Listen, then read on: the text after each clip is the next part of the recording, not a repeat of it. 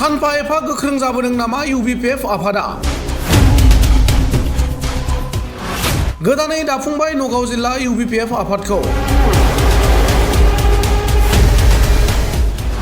खुन्दुं मुथासे spray machine राननायजों बर' समाजा जौगाया। Doctor गाम्बारु मोसाहारिनि बिबुंथि। बे सोरनोबा खुन्दुं मुथासे राननाय, बान्दोलसे राननाय, स्प्रे मेसिन राननायजों जोंनि बर' रायजो राजाफोरनि समाजा जौगाया। बिटिआर गोजोन गोरोबथानि गेजेरजों आसामनि बर'फोरनि थाखाय बिकेडब्लिउएसिखौ मोनबोफानो हादोंमोन आरो थांनाय समाव इउबिपिअ एबा खौसेथि बर' सुबुं आफादा मैखोमै बिफाव लाबोनानै खामानि मावबोदों।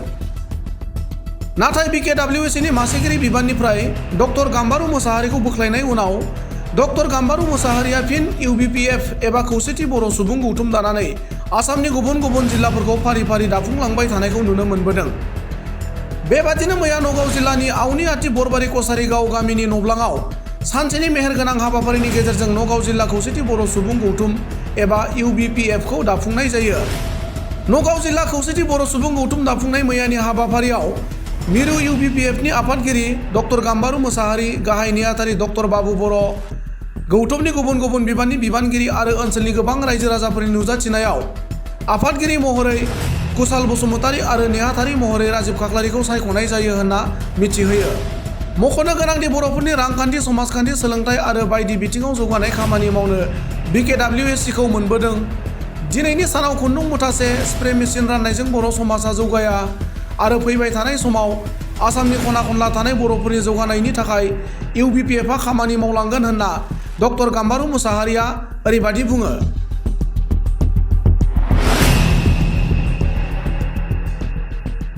नगावनि आवनिआटि बरबारि बर कसारी गांव अडिटोरियाम हलाव नगाव डिस्ट्रिक्ट कमिटि इउनाइटेड बड' पिपुल्स फेडारेशन गोदान आफाद जोनोम होबाय।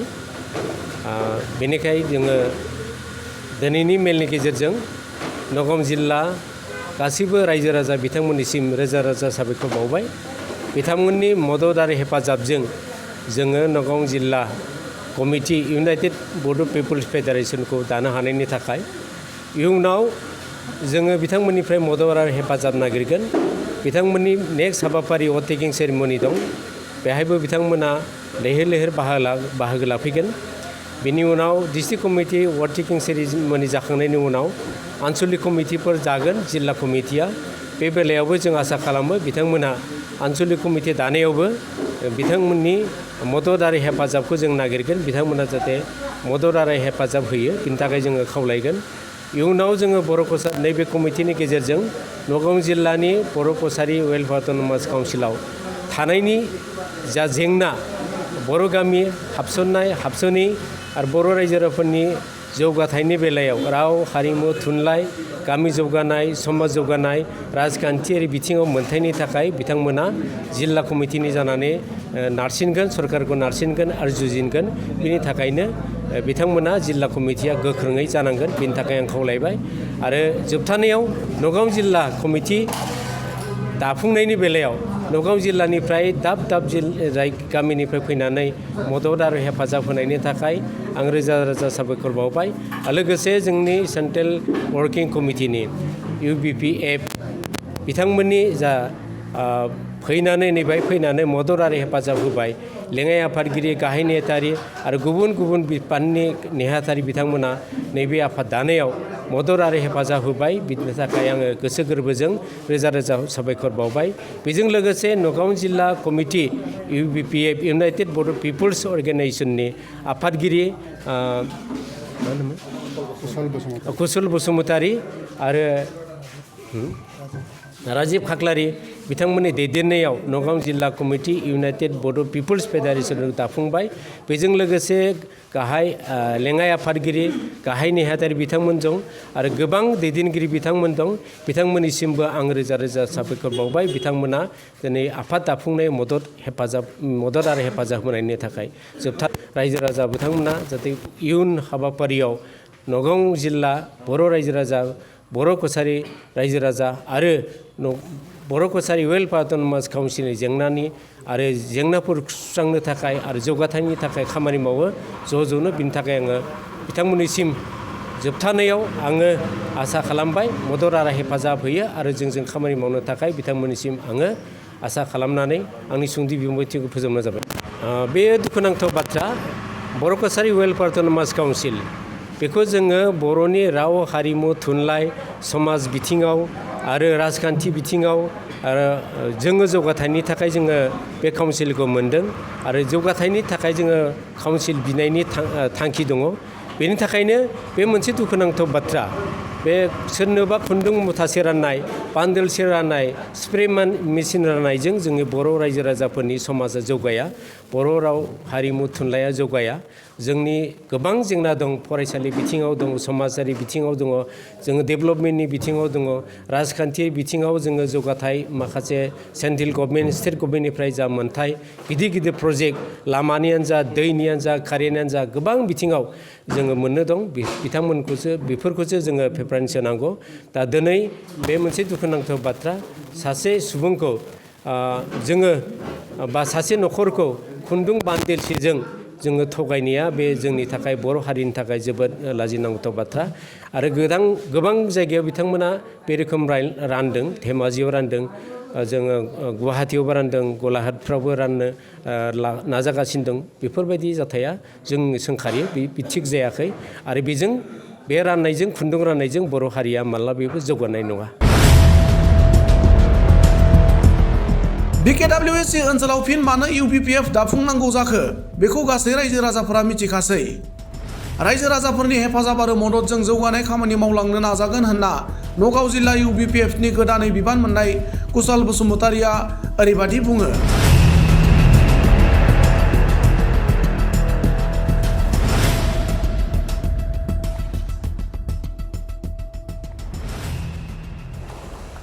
আজি কেন্দ্ৰীয় কমিটি আমাৰ ইউনাইটেড বড়ো পিপলছ ফেডাৰেশ্যনৰ ফালৰ পৰা নগাঁও ডিষ্ট্ৰিক্টৰ যি সভাপতিৰ দায়িত্ব মোক দিলে সেইটো ফালৰ পৰা মই তেখেতসকলক আশা আৰু ভৰসা দিবলৈ চেষ্টা কৰিম আৰু আমাৰ ফেডাৰেশ্যনটো যেনেকুৱা ধৰণৰ যি পৰিস্থিতি ৰাইজ কৰিবলগীয়া হ'ল সেই পৰিস্থিতিটোত আমি সকলোৱে জ্ঞাত আৰু এনেকুৱা ধৰণৰ পৰিস্থিতিটো আৰু নহ'বও পাৰে। তেনেকুৱা ধৰণৰ আমাৰ কেন্দ্ৰীয় কমিটিৰ প্ৰেছিডেণ্ট ছেক্ৰেটাৰী তেওঁলোকৰ যি বিশ্বাস আগলৈ আমি বড়ো কছাৰী ৱেলফেয়াৰ অট'নমাছ কাউন্সিলখন আমি সুচাৰুৰূপে কেনেধৰণৰ বড়ো সমাজক আমি আগুৱাই লৈ যাব পাৰোঁ সেইটো ফালৰ পৰা আমি সকলোৱে কষ্ট কৰিম চেষ্টা কৰিম আৰু তাত আমি সহযোগ কৰিম। সকলো গাঁওবাসী আমাৰ জিলাৰ যিমান বড়ো কছাৰী আছে বা যিমানখিনি আমাৰ জাতীয় সংগঠন বা তেনেকুৱা ধৰণৰ আমাৰ লগত সহযোগ কৰে আমি তেওঁলোককো অলপ সহযোগ কৰিম আৰু আমি সেইখিনি আশা কৰিছোঁ। ৰাইজৰ পৰাও সহায় সাৰথি আমি আশা কৰিছোঁ। ৰাইজে আমাক সহায় কৰক। ৰাইজে আমাক BKWSCখন সুচাৰুৰূপে চলাই নিয়াত আমাক সহায় কৰিব। সেই উদ্দেশ্যে আমাৰ ইউনাইটেড বড়ো পিপলছ ফেডাৰেশ্যনখন যেনেকুৱা ধৰণৰ গঠিত হৈছে আৰু যেনেকুৱা ধৰণৰ সকলোৱে মিলি কাৰ্য কৰিছে সেই কাৰ্যখিনি আমি কৰিব পাৰিম বুলি ৰাইজক আশা দিছোঁ। নগাঁও জিলা UBPOত একচুৱেলি আমিও আগতে তেওঁলোকৰ লগতেই আছিলোঁ আৰু তেওঁলোকে যেনেকুৱা ধৰণৰ ফ্লড কৰা বা তেনেকুৱা ধৰণৰ যিবিলাক আমি মানে অসুবিধা পাওঁ বা অসুবিধা পাইছিলোঁ তো হয়তো সেইটো ফালৰ পৰাই আমি এখন নতুনকৈ বা নতুনকৈ গঠন কৰিবলগীয়া হ'ল। হয়তো এতিয়া আমি ৰাইজৰ মাজত যাব পাৰিম। আমি যেনেকৈ আগত যাব নোৱাৰিছিলোঁ বা তেনেকুৱা ধৰণৰ আমি কথা ক'ব নোৱাৰোঁ হয়তো এতিয়া আমি যাব পাৰিম। একচুৱেলি আমাৰ আগতেও দাবী আছিলে এই UBPO ফালৰ পৰাও দাবী কৰা হৈছিলে আগতেও কথা পতা হৈছিলে কিন্তু আমি সেইটো ফালৰ পৰা আমি BKWSCত আমি অসন্তুষ্ট। আমাক নগাঁও জিলাৰ ফালৰ পৰা আমাক এজন মানে কি জানা বুজা মানুহ এজন আমাক EM হিচাপে লাগে যে কি যাতে আমাৰ নগাঁও ডিষ্ট্ৰিক্টখন নগাঁও জিলাখন আমাৰ ডেভেলপমেণ্ট কৰিব পৰা যায়। সেইটো কাৰণে আমি BKWSCক আমি দাবী জনাইছোঁ যে তেওঁলোকে যাতে আমাৰ নগাঁও ডিষ্ট্ৰিক্টৰ EM এজন যাতে আমাক দিব পাৰে। আঞ্চলিকখন আমি কেন্দ্ৰীয় কমিটিৰ সহযোগত বা আমাৰ আৰু কেন্দ্ৰীয় কমিটিৰ সহযোগত আৰু আমাৰ নগাঁও জিলা ইউনাইটেড বড়ো পিপলছ ফেডাৰেশ্যনৰ নগাঁও জিলা সমিতিৰ ফালৰ পৰা আমি এখন সবল আঞ্চলিক আমি গঠন কৰিম বুলি আশা ৰাখিছোঁ।